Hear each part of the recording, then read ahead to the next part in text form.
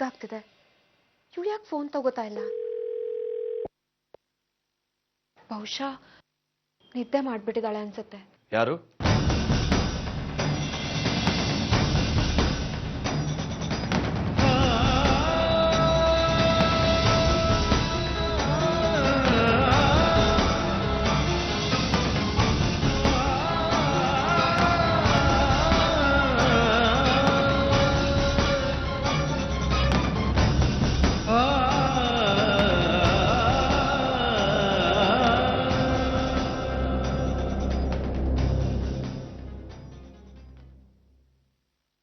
ನಿದ್ದೆ ಮಾಡ್ತಾ ಇರೋದು ಯಾರು ಅಂದೆ?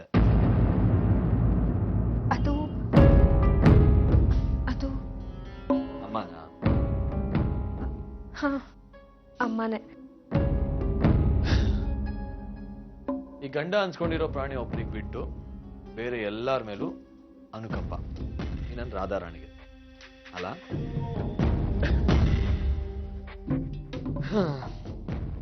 ಕೊನೆ ಪಕ್ಷ ದಿನದಲ್ಲಿ ಒಂದು ಅರ್ಧ ಗಂಟೆನಾದ್ರೂ ನನ್ನ ಜೊತೆಲಿ ಇರಬಾರ್ದಾ? ಅದು ನನಗೆ ಅಡುಗೆ ಮನೆಯಲ್ಲಿ ಸ್ವಲ್ಪ ಕೆಲಸ ಇದೆ. ಆ ಕೆಲಸ ಎಲ್ಲ ಮುಗಿಸಿ ಮಾತಾಡ್ಬೋದಲ್ವಾ? ಮಾತಾಡ್ಬಿಟ್ಟೆ ಕೆಲಸ ಮುಗಿಸ್ಬೋದಲ್ವಾ? ಅದು ಗೊತ್ತು, ನೀವು ಹೋಗಿ ಹೋಗಿ.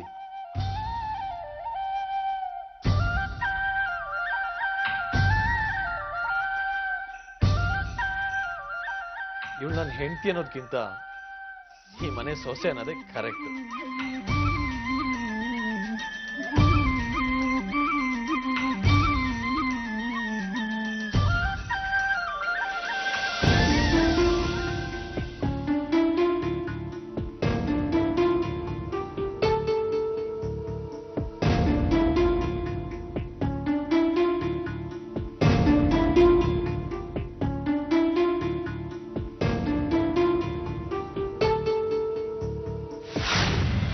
ಚಂಪಾ ಹೇಳಿದ್ಲು, ನೀವ್ ಇಲ್ದೇವಾಗ ಯಾರೋ ಪದೇ ಪದೇ ಫೋನ್ ಮಾಡ್ತಾ ಇದ್ರಂತೆ. ಯಾರು ಅಂತ ಚಂಪಾ ಕೇಳಿದ್ರಂತ? ಯಾರಂತ ಗೊತ್ತಾಗ್ಲಿಲ್ವಂತೆ, ಆದ್ರೆ ಮಾತಾಡಿದ್ ಯಾರೋ ಒಂದು ಹುಡುಗಿ ಅಂತೆ. ನಾನು ವಿಶಾಖನ ಹತ್ರ ಸ್ವಲ್ಪ ಮಾತಾಡ್ಬೇಕಾಗಿತ್ತು. ಅವಳ ರೂಮ್ ನಂಬರು 314. ದಯವಿಟ್ಟು ಅವಳಿಗೆ. ರೂಮಲ್ಲಿ ಯಾರು ಫೋನ್ ತೆಗಿತಾ ಇಲ್ಲ ಮೇಡಮ್. ಇನ್ನೊಬ್ಳು ಇಲ್ಲ ಅಂತಿದ್ರೆ ನಾನು ಅವ್ರ ಕೈಗೆ ಸಿಕ್ಕಿ ಇಷ್ಟೊತ್ತಿಗೆ ಏನಾಗಿರ್ತಿದ್ದೋ ಏನೋ. ಪ್ಲೀಸ್ ರಾಜು, ನನ್ನ ಜೊತೆಗೆ ಇರೋ.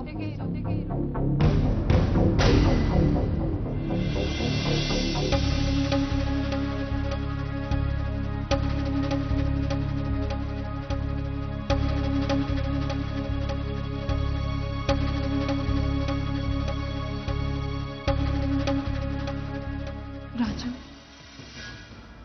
ಇವತ್ತು ನೀನು ಏನು ಹೇಳ್ದೆ ಹೋಗಿದ್ರೆ ನನ್ನ ಪರಿಸ್ಥಿತಿ ಏನಾಗ್ತಿತ್ತೋ ಏನೋ. ನನ್ಗೇನ್ ಮಾತಾಡ್ಬೇಕು ಅಂತಾನೆ ಗೊತ್ತಾಗ್ಲಿಲ್ಲ. ತಕ್ಷಣಕ್ಕೆ ಸುಳ್ಳು ಹೇಳಕ್ಕೂ ನಂಗೆ ತೋಚಲಿಲ್ಲ. ಆದ್ರೆ ನೀನ್ ಆ ಕೆಲಸ ಮಾಡ್ಬಿಟ್ಟೆ. ನಾನು ಸುಳ್ಳು ಹೇಳಲಿಲ್ಲ, ಸತ್ಯನ ಮುಚ್ಚಿಟ್ಟೆ ಅಷ್ಟೆ. ಆದ್ರೆ ಸತ್ಯನ ಜಾಸ್ತಿ ದಿವಸ ಮುಚ್ಚಿಡಕ್ಕಾಗಲ್ಲ ಅನ್ನೋದು ನಿಮಗೂ ಗೊತ್ತಿದೆ. ಹಾಗಲ್ಲ ರಾಜು. ಅಜ್ಜಿ ಅಜ್ಜಿ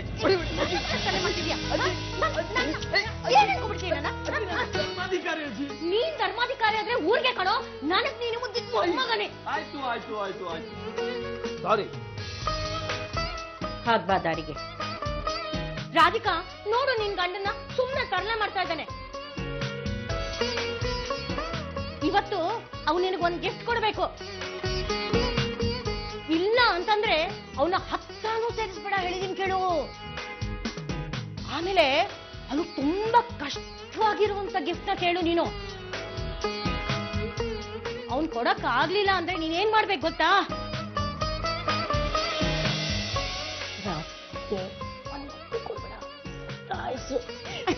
ಹೋಗಿ ಅಜ್ಜಿ. ಅಯ್ಯೋ ದೇವ್ರೆ, ನನ್ ಗರ್ಲ್ ಫ್ರೆಂಡ್ ಪಾರ್ಟಿ ಚೇಂಜ್ ಮಾಡಾಯ್ತಾ? ಅಜ್ಜಿ, ನನ್ ಡ್ರೀಮ್ ಗರ್ಲ್ಗೆ ಫಿಟ್ಟಿಂಗ್ ಇಡ್ತಾ ಇದ್ದೀರಾ?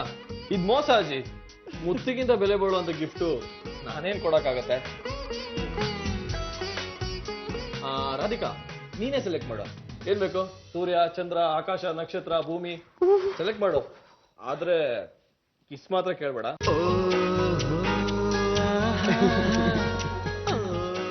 ರಾಧಿಕಾ ಆಮೇಲೆ ಸಾಕು ನಿಂದು. ಏ ರಾಧಾರಾಣಿ, ಅಲ್ಲೇ ಕನಸ್ಕಂತ ನಿಂತ್ಕೋಬೇಡ. ಪುರೋಹಿತರು ಬರೋ ಹೊತ್ತಾಯ್ತು, ಬೇಗ ರೆಡಿ ಆಗ್ಬಿಟ್ ಬಾ. ನೀನೇ ನೋಡ್ತಾ ನಿಂತ್ಕೊಂಡೆ. ಹೋಗು, ನೀನು ಬೇಗ ರೆಡಿ ಆಗು. ನೋಡು, ನೀನ್ ಇವತ್ ಬೇಗ ರೆಡಿ ಆಗಿರ್ಲಿಲ್ಲ ಅಂದ್ರೆ ಪೂಜೆ ಲೇಟ್ ಆಗತ್ತೆ, ಊಟ ಲೇಟ್ ಆಗತ್ತೆ, ರಾತ್ರಿ ಮಲ್ಕೊಳ್ಳೋದು ಲೇಟ್ ಆಗತ್ತೆ. ಹೌದಾ? ಸರಿ, ನಾನು ರೆಡಿ ಆಗ್ತೀನಿ.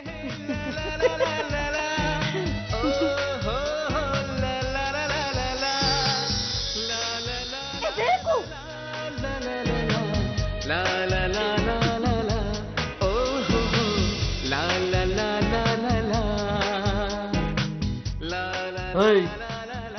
ಬಾಯ್ಲಿ.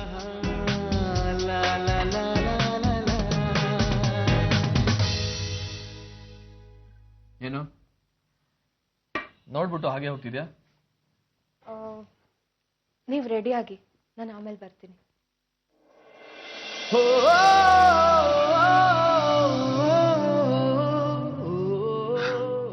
ನನ್ಗೆ ನಾವಿಬ್ರು ಗಂಡ ಹೆಂಡ್ತಿನ ಅಂತ ನನಗೆ ಅನುಮಾನ.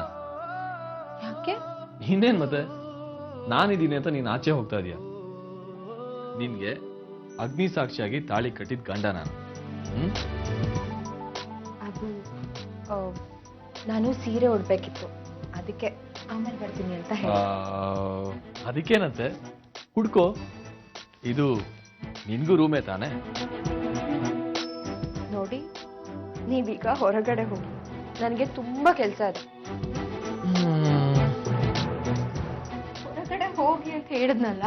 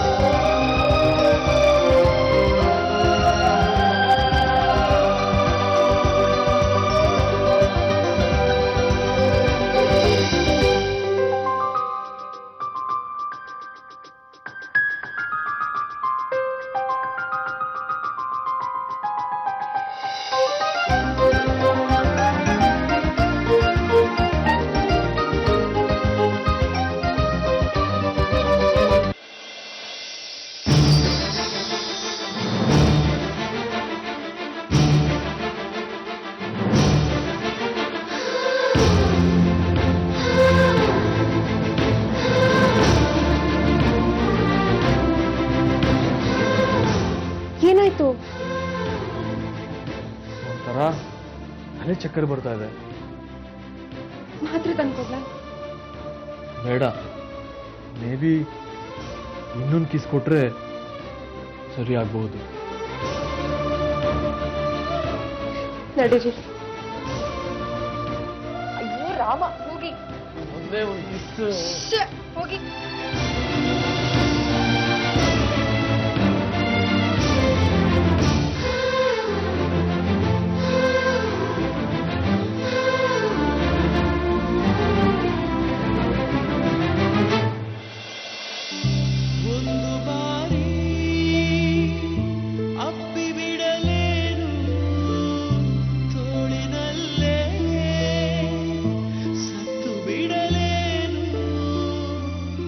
ನೀ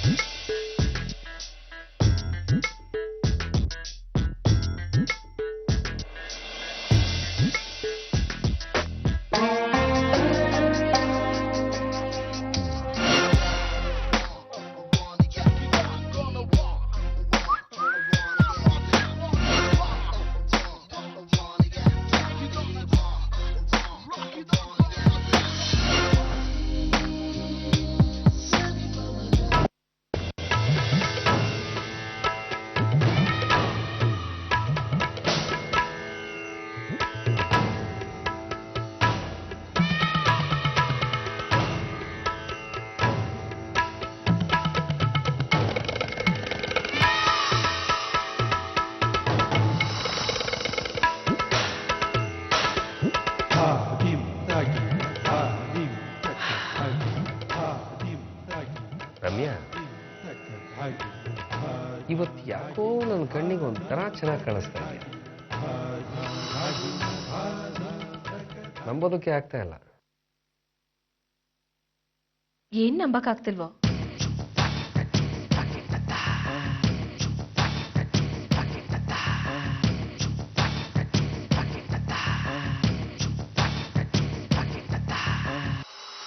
ರಮ್ಯಾ, ಪೂಜೆ ಇಟ್ಟಿರೋದು ರಾಧಿಕಾನ್ಗೋಸ್ಕರ. ಆ ಸಂಭ್ರಮಕ್ಕೆ ನೀನು ಇಷ್ಟೊಂದು ರೆಡಿ ಆಗ್ತಾ ಇದೀಯಾ? ಪ್ರದೀಪ್, ನಾನ್ ರೆಡಿ ಆಗ್ತಿರೋದು ರಾಧಿಕಂಗೋಸ್ಕರ ಅಲ್ಲ, ನನ್ ಗಂಡಂಗೋಸ್ಕರ. ವಾಟ್? ಗಂಡನ್ಗೋಸ್ಕರನಾ? ಅವನ ಮೇಲೆ ಲವ್ ಯಾವಾಗಿಂದ ಶುರುವಾಯ್ತು? ಲವ್ವೂ ಇಲ್ಲ, ಗಿವ್ವೂ ಇಲ್ಲ, ಪಕ್ಕಾ ಬಿಸ್ನೆಸ್. ಬಿಸ್ನೆಸ್?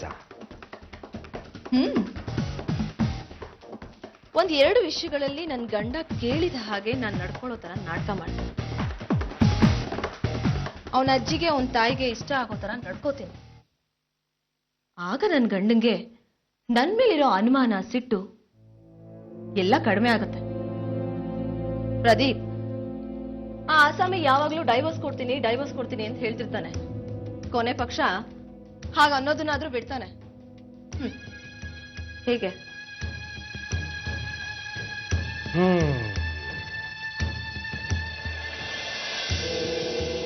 ಬಾಪ್ರೇ, ವಿವೇಕು ನಿನಗ್ ಡಿವೋರ್ಸ್ ಕೊಡ್ತೀನಿ ಅಂತ ಬೆದರಿಕೆ ಹಾಕ್ತಾ ಇದ್ದಾನ.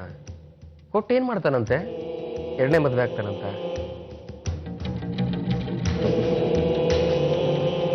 ಆ ಕುಂಟನ್ಗೆ ಯಾರೇ ಹೆಣ್ಣು ಕೊಡ್ತಾರೆ? ಅವನ್ಗೆ ಯಾರು ಹೆಣ್ಣು ಕೊಡ್ತಾರೋ ಬಿಡ್ತಾರೋ ನನಗ್ ಗೊತ್ತಿಲ್ಲ. ಬಟ್ ನನಗ್ ಡೈವರ್ಸ್ ಆಗೋದು ಬೇಕಾಗಿಲ್ಲ. ಡಿವೋರ್ಸ್ ಬೇಕಾಗಿಲ್ವಾ? ಮತ್ ನನ್ ಕತೆ?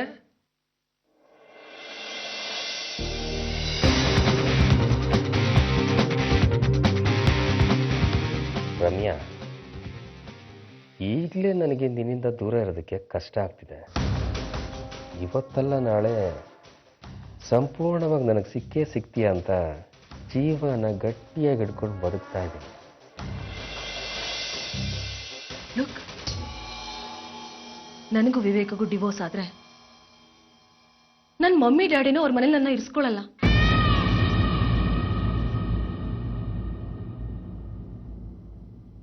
ಅವ್ರ ಪ್ರೆಸ್ಟೀಜ್ಗೆ ಧಕ್ಕೆ ಬರುತ್ತೆ ಅಂತ ಭಯ ಪಡ್ತಾರೆ. ಇನ್ಫ್ಯಾಕ್ಟ್ ನಾನೇನಾದ್ರೂ ನನ್ನ ತವ್ರ ಮನೆಗೆ ಹೋದ್ರೆ ಇಲ್ಲಿರೋಷ್ಟು ಸುಖವಾಗಿರಕ್ಕಾಗಲ್ಲ. ಆ ರಿಸ್ಕ್ ತಗೊಳಕ್ಕೆ ನನ್ಗಿಷ್ಟನೂ ಇಲ್ಲ.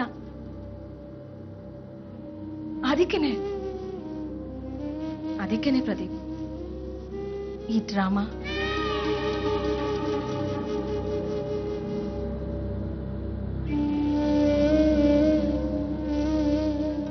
Please try to understand me, my dear stupid.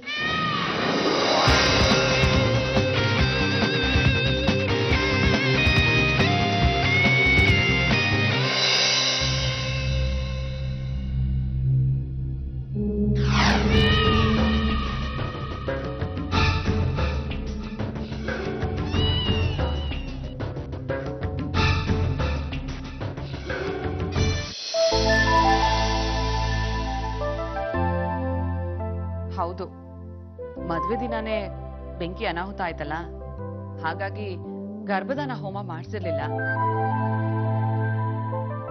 ನಮ್ ವಿಶು ಧರ್ಮಾಧಿಕಾರಿ, ಅವನ್ ಮಗುನೇ ಉತ್ತರಾಧಿಕಾರಿ ಆಗೋದು. ಹಾಗಾಗಿ ಗಂಡ ಹೆಂಡತಿ ಇಬ್ರದ್ದು ಕುಂಡಲಿ ನೋಡಿ ಗರ್ಭದಾನ ಹೋಮಕ್ಕೆ ಅಂತಾನೆ ಪ್ರತ್ಯೇಕವಾಗಿ ಮುಹೂರ್ತ ಇಡ್ತಾರೆ. ಮೊನ್ನೆ ಬೇರೆ ಗ್ರಹಣ ಇತ್ತಲ್ಲ, ಅದಕ್ಕೂ ಪೂಜೆ ಮಾಡಿಸ್ಬೇಕಾಗಿತ್ತು. 2 ಆಗ್ಲಿ ಅಂತ ಇವತ್ತಿಟ್ಕೊಂಡಿದ್ದೀವಿ. ಅಚ್ಚರಿ, ಏನ್ ಇಷ್ಟೆಲ್ಲ ಫೋನಲ್ಲೇ ವಿಚಾರಿಸ್ತಾ ಇದ್ದೀರಲ್ಲ, ಇಲ್ಲಿಗೆ ಬರೋ ಯೋಚನೆ ಇದೆಯೋ ಇಲ್ವೋ? ನೀವು ಪೀಠಕ್ಕೆ ಹಾಕುವಾಗ್ಲೇ ಅನ್ಕೊಂಡೆ ಈ ತರದ್ದು ಏನೋ ಒಂದ್ ರೀಸನ್ ಹೇಳ್ತೀರಾ ಅಂತ. ಮುಂದಿನ ಸರಿ ನಿಮ್ ಮನೇಲಿ ಏನಾದ್ರೂ ಕಾರ್ಯಕ್ರಮ ಇದೆ ಅಂತ ಕರೀರಿ, ಬಂದ್ರೆ ಕೇಳಿ. ಓ ಹೋ ಸರಿ ಸರಿ ಸರಿ, ಗೊತ್ತಾಯ್ತು ಗೊತ್ತಾಯ್ತು ಬಿಡಿ. ಆಯ್ತು, ಇನ್ನೊಂದ್ಸರಿ ಟೈಮ್ ಮಾಡ್ಕೊಂಡು ಖಂಡಿತ ಮನೆಗೆ ಬನ್ನಿ. ಆಯ್ತು, ನಮಸ್ಕಾರ. ನಮಸ್ಕಾರ, ಬನ್ನಿ.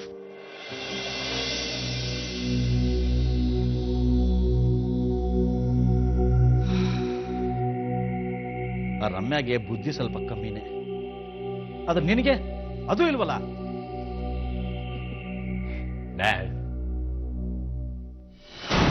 ಈಗ ಏನಾಯ್ತು ಅಂತ ಈಗ ಮಾತಾಡ್ತಾ ಇದ್ದೀರಾ? ಅವಳು ಹಿಂದೆ ತಿರುಗಬೇಡ ಅಂತ ನಾನು ನಿನಗೆ ಎಷ್ಟು ಸಾರಿ ಹೇಳಿದ್ದೀನಿ, ನನ್ನ ಮಾತೇ ಕೇಳಲ್ವಲ್ಲ ನೀನು. ಅಕಸ್ಮಾತ್ ಅಮ್ಮನೋ ಅತ್ತಿಗೆನೋ ಅದನ್ನ ನೋಡಿ ನಿನಗೇನಾದ್ರೂ ಹೇಳಿದ್ರೆ ನೋಡು ಪ್ರದೀಪ, ನಾಳೆ ದಿನ ನೀನು ಧರ್ಮಾಧಿಕಾರಿ ಆಗಬೇಕು ಅಂದ್ರೆ ನಿನ್ನ ಚಾರಿತ್ರ್ಯ ಸರಿಯಾಗಿರಬೇಕು. ಸಮಾಜದಲ್ಲಿ ಒಬ್ಬನೇ ಒಬ್ಬ ವ್ಯಕ್ತಿ ಕೂಡ ನಿನಗೆ ಬೆರಳು ಮಾಡಿ ತೋರಿಸಿದ್ರೆ ನಿನ್ನ ಪದವಿನ ಬಿಟ್ಕೊಡ್ಬೇಕಾಗುತ್ತೆ. ನಾಳೆ ವಿಶ್ವಗಾದ್ಗತಿ ನಿನಗೂ ಆಗುತ್ತಷ್ಟೇ. ಏನಾಗಿದೆ ವಿಷಯಕ್ಕೆ? ಧರ್ಮಾಧಿಕಾರಿಯಾಗಿ ಮೆರಿತಾ ಇದ್ದಾನಲ್ಲ. ರಾಧಿಕಾನ ಮದುವೆ ಆಗೋದಕ್ಕೆ ಅವನಿಗೆ ಏನೆಲ್ಲ ವೃತ್ತ ಮಾಡಿದ ನೆನಪಿದೆಯಾ? ಅದನ್ನೆಲ್ಲ ನಿನ್ನಿಂದ ಮಾಡು ಅಂತ ಹೇಳಿದ್ರೆ ಮಾಡೋಕ್ಕಾಗುತ್ತಾ? ಅದಕ್ಕೆ ಹೇಳೋದು, ಈ ಮದ್ಯ, ಮಾಂಸ, ಮಾನಿನಿ ಈ ಮೂರೂ ಮಗಳು ನಿನ್ನ ಭವಿಷ್ಯಕ್ಕೆ ಮಾರಕ. ಆದಷ್ಟು ಇವುಗಳಿಂದ ದೂರ ಇರು ಅಂತ. ಸಾಧ್ಯ ಆದ್ರೆ ರಾಧಿಕಾ ಮನಸ್ಸು ಗೆಲ್ಲೋದಕ್ಕೆ ನೋಡು. ವಾಟ್? ರಾಧಿಕಾನ್ ಮನ್ಸನ್ ಗೆಲ್ಬೇಕಾ? ಎತ್ತೆತ್ತಿನ ಬಾಲ ಹಿಡಿದ್ರೆ ನಮಗೆ ಲಾಭ. ನೋಡು ಪ್ರದೀಪ, ರಮ್ಯಾ ಈಗ ಮುಳುಗ್ತಾ ಇದ್ದಾಳೆ. ನೀನು ಅವಳು ಸಹವಾಸ ಮುಂದುವರಿಸಿದ್ರೆ ನೀನು ಮುಳುಗೋಗ್ತೀನಿ. ಇದು ನಿನಗೆ ಫಸ್ಟ್ ವಾರ್ನಿಂಗ್, ಅರ್ಥ ಮಾಡ್ಕೊ.